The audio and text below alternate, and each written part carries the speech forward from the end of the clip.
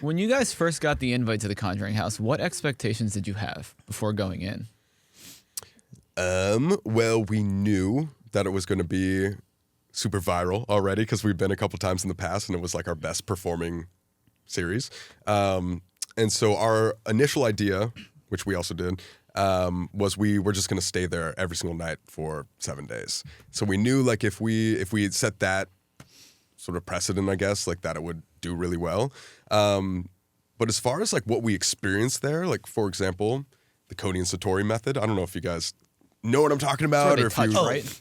The knocks. Yeah. The knocking stuff. But you guys also, I know them. I know what the internet says about them. Yes, yeah. I'm decently versed. Yep. But we keep going. We didn't know anything. Like you see us meeting them on camera For the first time. So like that's also why we keep saying like the Explore gods are somehow like on our side or something's like looking over us, is because like we had no idea how crazy that series was going to be at all. I weirdly believe in what they were doing. Yeah. Like, I don't disbelieve it. I understand that there's like a lot of people on Reddit and places Right. trying to debunk it. Mm-hmm. But I also think that there's more people out there that have that ability and that sensitivity than we actually think. Oh, for sure. Definitely. Yeah, definitely. Yeah, we were thrown for a loop for sure. Like, as far as expectations, we knew it was going to be hard to spend 7 days in a place. We knew it was going to be terrifying because we'd never really spent even more than 24 hours in a place, I don't Like think. 48 hours. Maybe, yeah. And so when we got in there and the Cody and Satori thing happened and they literally like proved to me that my grandma was like watching over me and I broke down in tears. It's really special. That night, if we just looked at each other and be like, we have no idea what we're about to experience right now. It's about to be the craziest week of our lives. What And was it really was. cool too, sorry for interrupting, but was really cool too is like, we'll never have Zach, our producer, come like on set with us. But since we were there for 7 days, we were like, oh, we probably need like a helping hand.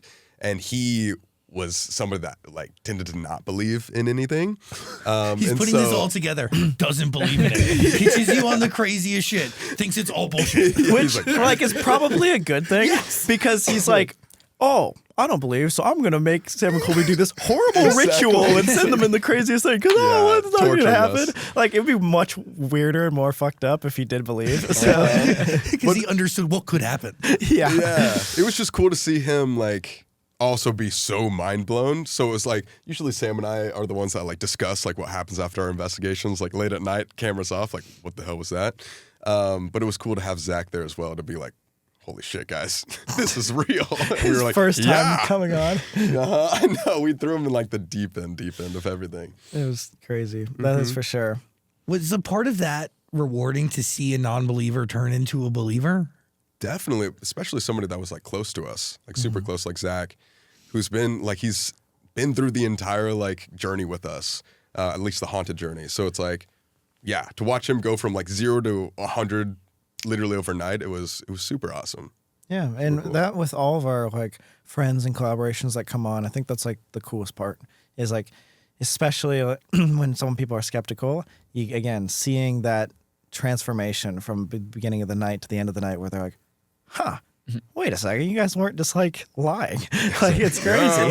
And then you talk about that, and again, like I said, because you have these experiences with people, they end up becoming really good friends. Like we've had many people that we have on, we meet for the first time at this ghost hunt and then become friends for life. Like it's awesome. And because they just keep hitting us up, what? Okay, so we had this experience, like let's go more, or like let's talk about this, so let's get in a deep conversation. There are so many times that this happens where we'll have a crazy night, like end our investigation, our video, we'll go back to the hotel room and talk for like 3 hours and just be like, wait, so what do you think about this? What do you think about this? Okay, what does that imply for the afterlife? And just get into the weeds of everything. So definitely seeing the cogs turn on a skeptic is one of the greatest feelings ever. It's really thought-provoking, conversation-provoking. Again, life-changing. So many things tested. Mm-hmm.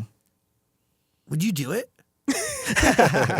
No, I think there's a difference between feeling a ghost and hearing taps and some flickering lights and then coming face to face with something. Yeah. There's a huge difference.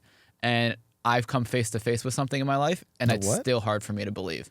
But every Did you time talk about this last time? I may have. I don't like to talk about it because it gives me chills. My eyes start to water. You said the same. Please replay that. And Like you said the same nothing thing. has changed in 5 or 6 years. Whenever I think about it, my eyes water. Whenever like it's the creepiest thing. But I still have trouble believing. But there is something when you come face to face with something, it's hard to deny it.